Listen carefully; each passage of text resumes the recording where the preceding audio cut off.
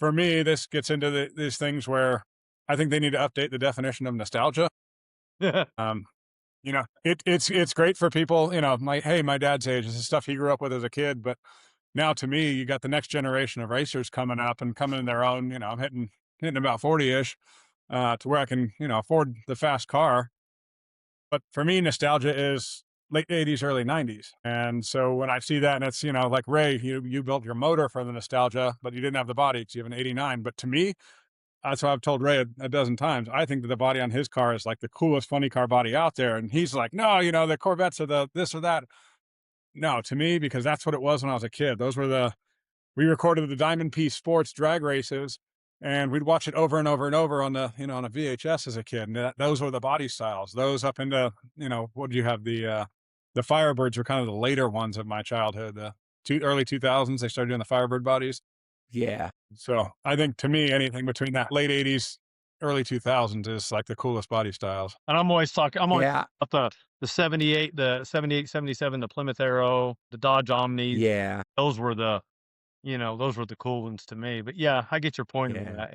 Yeah. Yeah, it's just nostalgia is different for every person. But now, like I say, I think they need to update the rules. Maybe keep a same engine combo, but maybe open up the bodies would be nice. But either way, that's where Chaos has become nice because you don't have to just run Heritage. You can have a newer body and go run Chaos, and there's races all over around us that we can do. Obviously, we've been doing it with Ray's car since Chaos won. We were at the first race there in at what was that, North Star?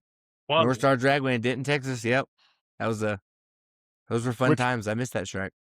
We should have won the B field, but that's when Ray finally switched over from the steelheads, and we had the entire field, I think, covered by like a 10th or 2/10, something like that. Like if we could have just kept it together, we would have had it. But yeah, I mean, obviously, like the same thing, like I talked about, constantly improving the car. Ray's doing the same with, going from a steel block to aluminum, the steel heads to aluminum, and then better aluminum heads, and then this, and just blower, little by little, better mag. Oh yeah, I remember.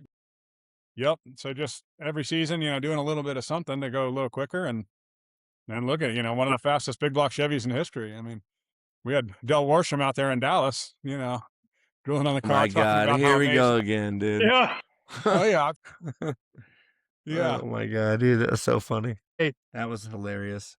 You're getting ready to close on me, and I want to say something because I heard you say something earlier before I got on field.